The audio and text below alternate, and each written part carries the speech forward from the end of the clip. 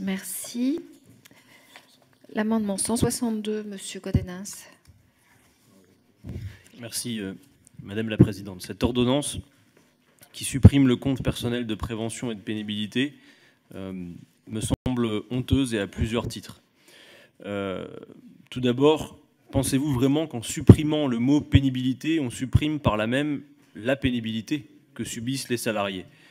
Nous savons que ce n'est pas le cas. Alors pourquoi cette disparition, si ce n'est pour être encore plus aveugle finalement à la souffrance des gens au travail? Venons-en à l'essentiel. Ici, vous faites disparaître 4 facteurs de risque du dispositif à points qui permettaient le départ anticipé à la retraite et des réparations pour les salariés exposés à ces facteurs de risque. Désormais, il leur faudra justifier d'une maladie professionnelle et donc obtenir la reconnaissance que leur vie a été profondément affectée pour prétendre à un droit auparavant acquis. Je pense qu'on ne peut pas raisonnablement regarder droit dans les yeux une personne qui, durant toute sa carrière, a porté des charges lourdes et lui dire que désormais, elle n'obtiendra aucun droit supplémentaire car il faudrait pour cela qu'elle soit malade ou qu'elle souffre et qu'elle en obtienne la reconnaissance par un médecin.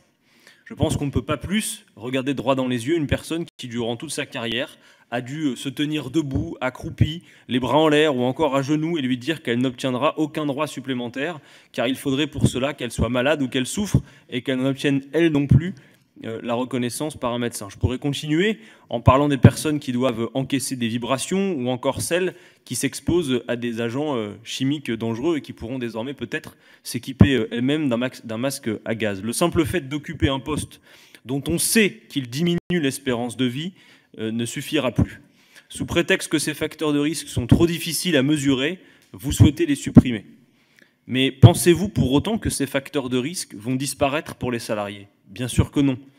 Ces mesures provoquent la colère de bon nombre de syndicats, et c'est notamment le cas de l'Union nationale des syndicats autonomes qui parle, je cite, d'une injustice profonde, choquante au plan social et moral. Ou encore, je cite toujours, la réforme du gouvernement revient à dire qu'il faut être reconnu malade et non pas simplement avoir été durablement exposé à la pénibilité pour bénéficier d'une retraite anticipée. C'est une complète régression, s'offusque Dominique Corona de l'UNSA. De plus, la plupart des cancers professionnels se déclarent après le départ en retraite, nous fait remarquer François Deriot, rédacteur en chef du magazine Santé et Travail, notamment cité par Alternative économique.